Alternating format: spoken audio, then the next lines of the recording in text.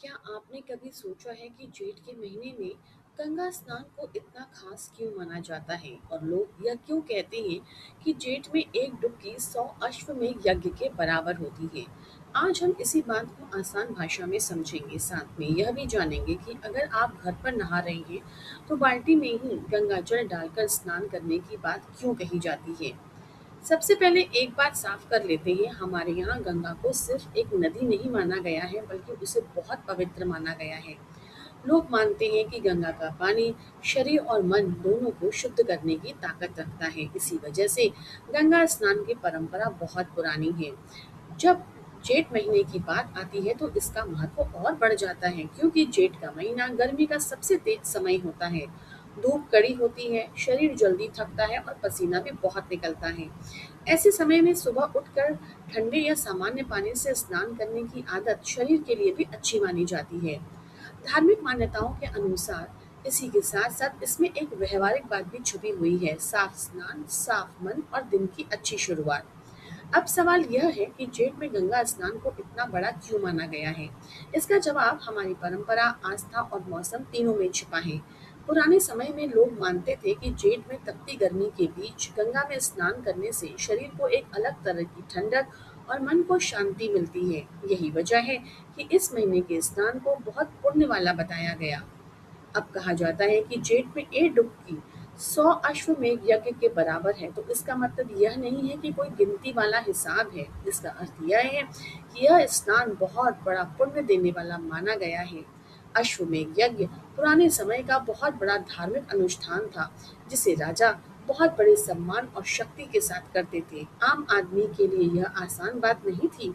इसीलिए जब गंगा स्नान को उसके बराबर या उससे भी बड़ा बताया गया, तो लोगों को यह समझाने के लिए कहा गया कि इसका महत्व बहुत ऊंचा है। अब एक आख बात समझते हैं, धार्मिक कर्म सिर्फ बाहर के काम नहीं होते, वे भीतर के भाव से भी जुड़ते हैं। अगर कोई व्यक्ति गंगा स्नान करते समय मन में शांति, श्रद्धा और अच्छा सोच लेके नहाता है तो उसे मानसिक सुकून मिलता है, और यही सुकून उसके धीरे धीरे भीतर मन को भी और बेहतर बना देता है।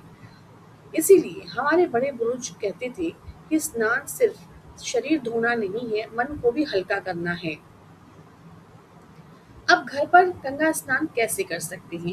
अब कई लोगों के लिए रोज गंगा तक जाना संभव नहीं होता। नौकरी, घर की जिम्मेदारी, दूरी या स्वास्थ्य की वजह से यह आसान नहीं रहता। ऐसे में हमारे यहाँ एक बहुत सरल तरीका बताया गया है। अगर आप घर में नहा रही हैं तो अपने नहाने की बाल्टी में ही गंगा जल डाल दें। इससे घर का स्नान भी पवित्र भाव से किया जा सकता है। इसका अर्थ यह है कि आप अपनी रोज के नहाने की बाल्टी में थोड़ा सा गंगा जल मिला सकते हैं। फिर स्नान करते समय मन में यह भाव रखें कि आप शुद्धता और श्रद्धा के साथ नहा रहे हैं। यहाँ गंगा जल का काम सिर्फ पानी में मिल जाना नहीं है, बल्कि एक धार्मिक स्मरण बन जाता है। इससे व्यक्ति को याद रहता है कि मैं आज का दिन साफ मन से शुरू कर रहा हूँ। ध्यान रखने वाली बात यह है कि गंगा जल मिलाना कोई जादू नहीं है, यह हमारी आस्था का हिस्सा है। असली बात है भाव, शुद्धता और नियमितता की। अगर आप रोज स्नान को एक अच्छी आदत बना लेते हैं तो शरीर भी ठीक रहता है और मन भी हल्का रहता है। जेठ में गंगा स्नान की बात करते समय एक और चीज समझना जरूरी है कि गर्मी के महीने में सुबह जल्दी स्नान करने से शरीर तरोताजा महसूस करता है। अगर आप सूरज चढ़ने से पहले नहा लेते हैं तो दिन की शुरुआत थोड़ी आसान हो जाती है। पसीना हो, चिपचिपापन या सुस्ती कम महसूस होती है। यही वजह है कि धार्मिक परंपरा के साथ साथ यह एक अच्छी दिनचर्या भी बन जाती है। कुछ लोग मानते हैं कि धार्मिक काम सिर्फ मंदिर या तीर्थ तक सीमित होते हैं, लेकिन असल में हमारी परंपरा रोजमर्रा की जिंदगी को भी सही रास्ता दिखाती है, जैसे समय पर उठना, साफ रहना, मन को शांत रखना और अच्छा काम शुरू करना। जेठ में गंगा स्नान की परंपरा हमें यही सिखाती है कि कठिन मौसम में भी हम अपनी आदतों को अच्छा रख सकते हैं।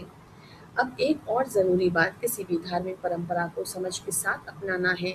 अगर कोई व्यक्ति केवल डर से या बिना समझे कुछ करता है तो उसका असर कम हो सकता है, लेकिन जब आप जानते हैं कि क्यों किया जा रहा है, तब वह काम और अर्थपूर्ण हो जाता है।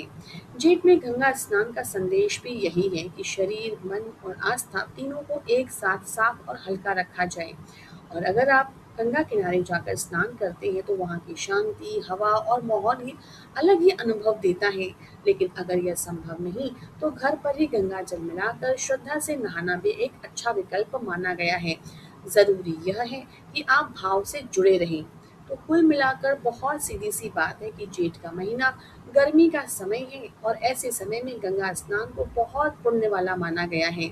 एक डुबकी को 100 अश्वमेध यज्ञ के बराबर कहना इस स्नान के महत्व को दिखाता है। और अगर आप घर पर स्नान कर रहे हैं तो बाल्टी में ही गंगा जल डालकर स्नान करने की परंपरा भी इसी श्रद्धा का हिस्सा है।